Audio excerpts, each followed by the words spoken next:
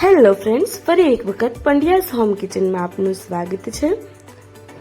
તો આજે આપણે બનાવીશું બટર પાઉંભાજી। તો ચાલો તેની રેસીપી જોઈ લઈએ આપણે।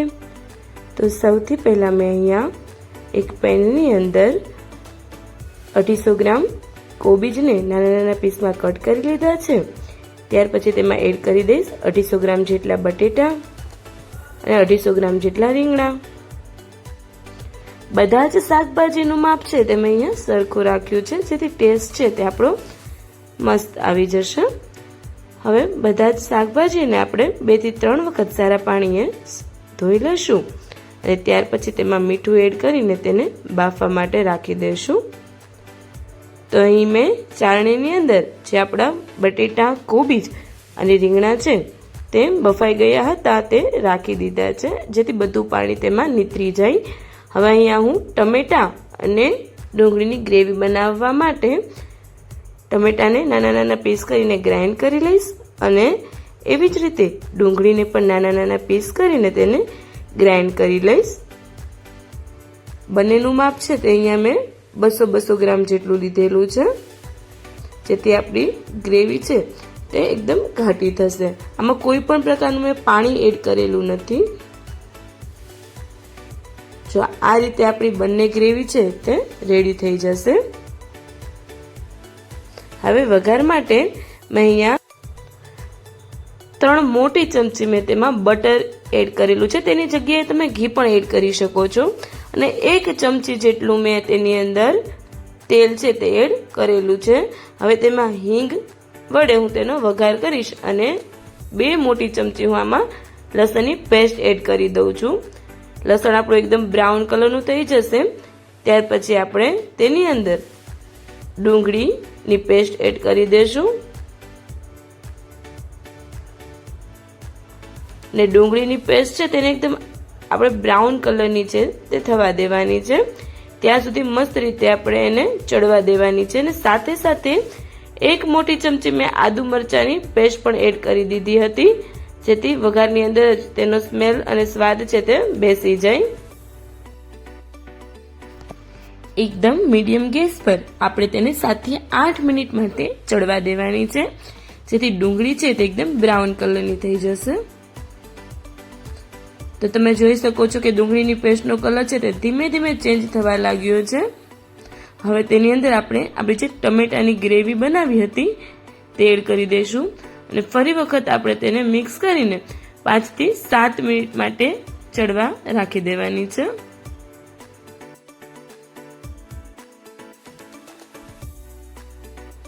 હવે ટમેટા અને ડુંગળીને મસ્ત રીતે જો ચડવા દેવી હોય તો સિમ્પલ રીતે આપણે કોઈ પણ એક પ્લેટ છે તે માથે રાખી દઈએ અને 5 મિનિટ માટે ચડવા મૂકી દઈએ, એટલે ડુંગળી અને ટમેટાની ગ્રેવી છે તે મસ્ત રીતે ચડી જશે। હવે આપણે જે વેજીટેબલ્સ બાફેલું હતું તેને આપણે મસ્ત રીતે મેસરની મદદથી મેશ કરી લેશું। જો તમને અધકચરું એટલે કે પીસીસ છે તે ગમતા હોય તો તમે ઝીણા ઝીણા પીસ પણ રહેવા દઈ શકો છો, પણ મેં અહીંયા છે તે વ્યવસ્થિત રીતે મેશ કરી લીધું છે બધી જ વસ્તુને। હવે આપણી ગ્રેવી છે તે આફ્ટર 5 to 7 મિનિટ્સ મસ્ત રીતે ચડી ગઈ છે ને તમે જોઈ શકો છો કે સાઈડમાં ઘી છે, બટર છે તે આપણું એકદમ મસ્ત રીતે નીકળી ગયું છે, છૂટું પડી ગયું છે। હવે તેમાં હું અંદર 3 મોટી ચમચી પાવભાજીનો મસાલો છે તે એડ કરી દઉં છું, થોડું એવું ધાણા જીરું પાવડર એડ કરી દઉં છું અને કાશ્મીરી લાલ ચટણી પાવડર છે તે હું 3 મોટી ચમચી છે તે એડ કરી દઉં છું અને વ્યવસ્થિત રીતે મિક્સ કરી લઈશ।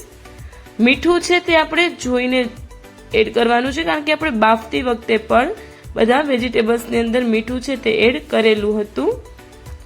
હવે આને તમારે વ્યવસ્થિત રીતે સાંતળવા દેવાનું છે, એટલે કે આપણી ગ્રેવી છે તેને ચડવા દેવાની છે। મારા ઘરે ધાણા જીરું પાવડર છે તો થોડું વધારે ખાઈએ છીએ, તો મેં અહીંયા ફરી એક વખત 1 મોટી ચમચી છે તે ધાણા જીરું પાવડર એડ કરેલું છે, તમે તેને સ્કીપ પણ કરી શકો છો। હવે આને આપણે 5 થી 7 મિનિટ મસ્ત રીતે ચડવા દીધી છે અને ત્યાર પછી આપણું જે બાફેલું વેજીટેબલ્સનું મિશ્રણ હતું જે મેશ કરેલું હતું તેને હું એડ કરી દઈશ અને થોડા એવા તેમાં હું બાફેલા વટાણા છે તે પણ એડ કરી દઉં છું. મારે ઘરે લીલા વટાણા નહોતા એટલે મેં જે આપણે સુકાયેલા વટાણા આવે છે તેને જ થોડી વાર પલાળીને ગરમ થવા માટે રાખી દીધા હતા અને તે જ એડ કરી દઉં છું. હવે વ્યવસ્થિત રીતે આપણે મિશ્રણને મિક્સ કરી લેશું.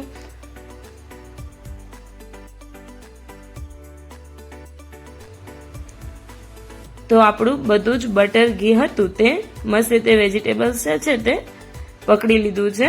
હવે તેમાં મેલ્ટેડ બટર છે તે એડ કરવાનું છે. તમે મેલ્ટેડ બટરની જગ્યાએ ઘી છે તેનો પણ યુઝ કરી શકો છો. જો આ જ ભાજી તમે ઓઇલની અંદર બનાવતા હોય તો તમે ત્યારે ગરમ તેલ કરીને એડ કરી દેવાનું છે. હા, કોઈ પણ વસ્તુ કાચી એડ કરવાની નથી, એટલે કે બટર હોય, ઘી હોય કે તેલ હોય તેને આપણે ગરમ કરીને જ એડ કરવાનું છે. અને ઉપરથી ને એકદમ કલર પકડવા માટે મેં અહીંયા કાશ્મીરી ચટણી છે તે એડ કરી દીધી છે. તમે રેડ કલર જે ફૂડ કલર આવે છે તે પણ એડ કરી શકો છો, પણ જો આપણે ઘરે બનાવીએ તો વધારે એવું સારું રહેશે કે આપણે કાશ્મીરી લાલ ચટણી પાવડરથી જ કલર લાવીએ. તેમાં મેં 1 મોટી ચમચી લીંબુનો એડ કરી દીધો હતો અને તેને 5 થી 7 મિનિટ માટે ચડવા દીધી છે. અને હવે આપણી ભાજી છે તે રેડી થઈ ગઈ છે. ત્યારે હું માથેથી કોથમીર અને બટર વડે ગાર્નિશિંગ કરી દઈશ અને આપણી ભાજી છે ને એકદમ રેડી કરી લઈશું.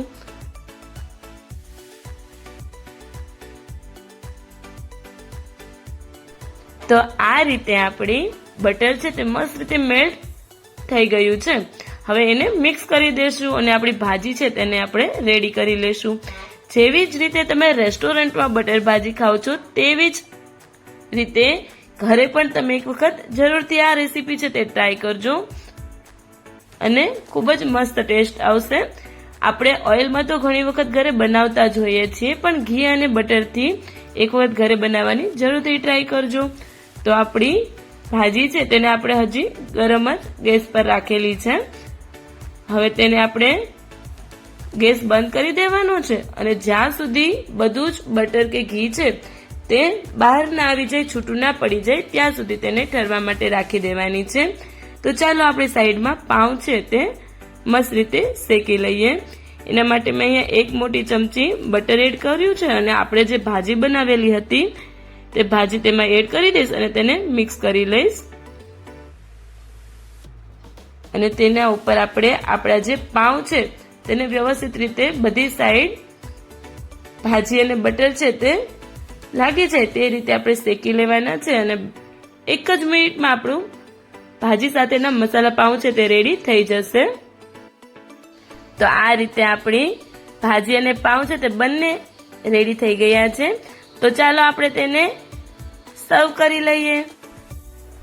તો અહીં બટર ભાજી સાથે પાઉં અને સલાડ એટલે કે ટમેટા અને ડુંગળી સાથે આપણી બટર ભાજી છે તેને સર્વ કરી લીધી છે. તમે પણ આ રીતથી એક વખત બટર ભાજી છે તે ઘરે જરૂરથી ટ્રાય કરજો.